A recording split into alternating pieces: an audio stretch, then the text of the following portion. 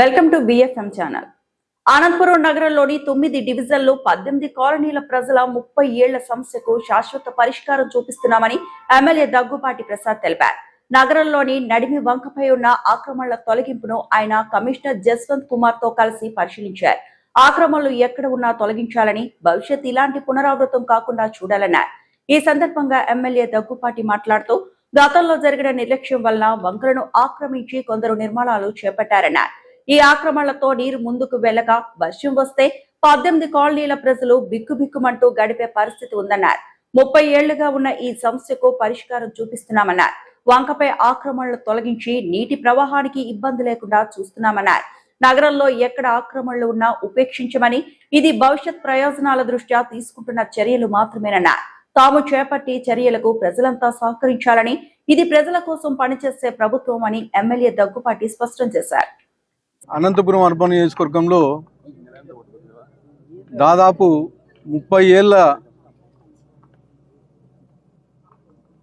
కళ మా కాలనీ ప్రజలకి తీరింది. రోజు దాదాపు 30 ఏళ్ళ నుంచి అంటే అనంతపురం టౌన్ పెరుగుతూ వస్తూ ఉంది. గతంలో ఈ నడిమొంక చాలా వెడల్పుగా ఉండేది. ఎంక్రోచ్మెంట్స్ పెరుగుతూ ఈ నడిమొంక చాలా చిన్నగా అయిపోయి దాదాపు వర్షం వచ్చినప్పుడల్లా 18 కాలనీలు ఈ నడిమొంక వల్ల ఎఫెక్టెడ్ అవుతూ వచ్చాయి. అంటే దాదాపు 9 డివిజన్లు 18 కాలనీలు. దానిలో భాగంగా ఇక్కడ అంటే గతంలో ఉండే వంకని కొంతమంది కబ్జాదారులు ఈ వంకను ఆక్యుపై చేసుకొని ఉన్నారు. దాన్ని ఈరోజు క్లియర్ చేయించడం జరిగింది. క్లియర్ చేయించిన దాని నుంచి నిన్న పడిన వర్షానికి కానీ ఎక్కడే కానీ చిన్న ఒక కాలనీ కానీ ఎఫెక్ట్ అవ్వలేదు. ఇదంతా కేవలం మా ముఖ్యమంత్రి నారా చంద్రబాబు నాయుడు గారి చలువ, అలాగే మా యువ నాయకుడు భవిష్యత్ నాయకుడు నారా లోకేష్ గారి చలువ అని చెప్పేసి తెలియజేస్తా ఉన్నాను. ముఖ్యంగా గత 30 ఏళ్ళ నుంచి ఈ కాలనీ ప్రజలు, కాలనీ వాళ్ళు ఎప్పుడు వర్షం వచ్చినా బిక్కుబిక్కుమంటూ రాత్రంతా మేల్కొని ఎప్పుడు నీళ్లు మా ఇండ్లలోకి వస్తాయని భయపడుతూ ఉండేవాళ్ళు.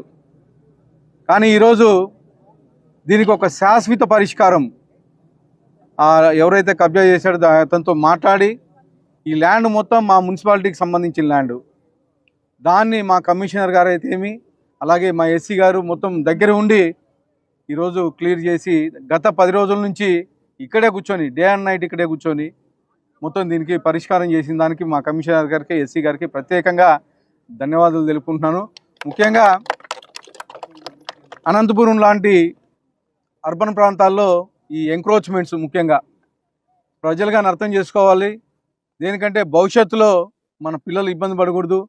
ఎక్కడ చూసినా ఎంక్రోచ్మెంట్స్ ముందుకొచ్చి దాన్ని రోడ్లు ఆక్యుపై చేయడం, అలాగే డ్రైన్లు ఆక్యుపై చేయడం ఇవన్నీ అబ్జర్వ్ చేస్తూ ఉన్నాం. ఖచ్చితంగా వీటికి కానీ రేపొద్దున కానీ అంటే ఎవరైతే ఆక్యుపై చేశారో, ఎంక్రోచ్మెంట్ చేశారో అవి కానీ 1 by 1 తొలగించుకుంటూ వస్తూ ప్రజలు ఇబ్బంది పడుకోకుండా చేస్తామని చెప్పేసి మాటిస్తూ, అలాగే ఇంకొకసారి మా ముఖ్యమంత్రి వారి గారికి అలాగే మా యువ నాయకుడు నారా లోకేష్ గారికి ధన్యవాదాలు తెలుపుతున్నాను.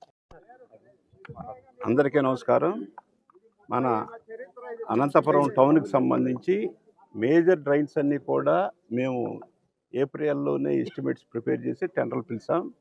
ఎందుకంటే వేసవికాలం అంటే మే నెలలో వర్షాలు ఉండవు కాబట్టి అప్పుడే మేము డీసిల్టేషన్ చెయ్యాలనేది మేము ముందు ప్రణాళికతోటే మేము ప్లాన్ చేసుకున్నాం. అప్పుడే టెండర్లు పిలవటం, ఇన్ టైంలోనే మేలోనే మేము వర్క్ ఆర్డర్స్ ఇవ్వటం కూడా అన్నీ జరిగినాయి. దరిదాపుగా మనకు టౌన్లో మేజర్ పార్ట్స్ అన్నీ కూడా మేము ఈ రోజున డిసిల్టేషన్ చేసాం. మరి ఈ రోజున వర్షాలు పడినా కూడా ఎక్కడ కూడా ఇబ్బంది లేకుండా చూస్తాము. ఇంకా రాబోయే రోజుల్లో కూడా అంటే మొన్న పడిన వర్షానికి రామ్నగర్ ఏరియాలో ఒక్క ఏరియాలో తప్ప అది కూడా ప్లాస్టిక్ కవర్లు ఇవన్నీ అడ్డం పడి అక్కడ నీళ్లు నిలవటం జరిగింది. దానికి కూడా శాశ్వత పరిష్కారం ఏర్పాటు చేస్తాం. రాబోయే రోజుల్లో అంటే ఈ పట్టణ ప్రజలకు ఎలాంటి ఇబ్బంది లేకోకుండా ఈ డ్రైనేజ్ సిస్టమ్ చేయడానికి ఎమ్మెల్యే గారితో కూర్చొని ఎక్కడెక్కడ ఏ డ్రైన్స్ పెద్దవి పెడితే ఈజీగా ఉంటుంది అనేది కూడా ప్లాన్ చేసుకొని ఎమ్మెల్యే గారితో కూడా డిస్కస్ చేసి ఆ విషయాలన్నీ కూడా క్లియర్ చేయడానికి మేము సిద్ధంగానే ఉన్నాం.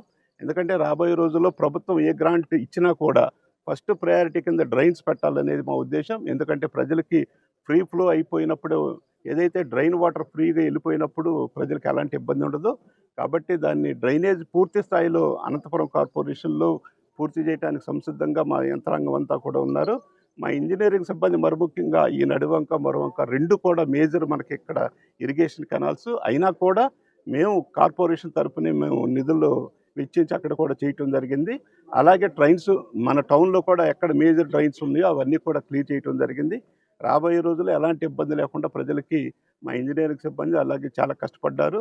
మరి ఇప్పుడు మీరు చూసే ఉంటారు, గతంలో ఇంత స్టెప్స్ ఎవరు తీసుకోలేదు, ఈ రోజు తీసుకున్నాం. రాబోయే రోజుల్లో కూడా ఇదే స్టెప్స్ ఉంటాయి. అలాగే పట్టణ ప్రజలకు తెలియజేసేది అంటే ఎవరైతే ఎంక్రోచ్మెంట్స్ ఉన్నారో దయచేసి ఎంక్రోచ్మెంట్ చేసుకొని మీ ఆస్తులు నష్టపోవద్దు. ఎందుకంటే ఈ రోజున కాకపోయినా రేపైనా గవర్నమెంట్ స్థలాల్లో మీరు కన్స్ట్రక్షన్ చేస్తే ఈ రోజు కాకపోయినా రేపైనా సరే దాని మూల్యం చెల్లించాల్సి ఉంటుంది. మీరు అనవసరంగా కట్టి మీరు ఫైనాన్షియల్గా లాస్ పోవద్దనేది నేను చెప్తా ఉన్నాను. దానికి కూడా ఒక స్పెషల్ డ్రైవ్ ఏర్పాటు చేస్తాం.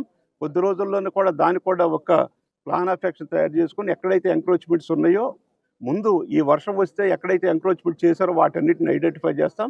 అవన్నీ కూడా క్లియర్ చేస్తాం ఫస్ట్. తర్వాత ఏదైతే మెయిన్ రోడ్లో కానీ మన గవర్నమెంట్ స్థలాల్లో ఆక్యుపై చేశారో వాటిని కూడా టచ్ చేసి క్లియర్ చేయడానికి మేము సంసిద్ధంగా ఉన్నాం.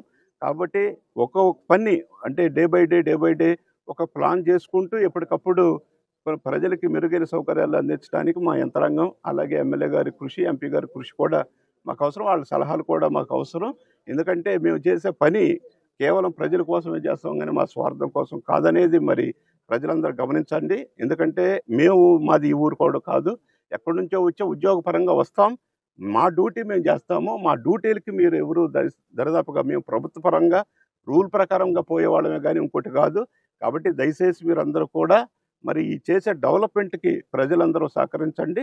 అందరూ రాజకీయ పార్టీలు, స్వచ్ఛంద సంస్థలు అందరూ కూడా మాకు సహకరించవలసిందిగా కోరుకుంటూ సెలవు తీసుకుంటున్నాను.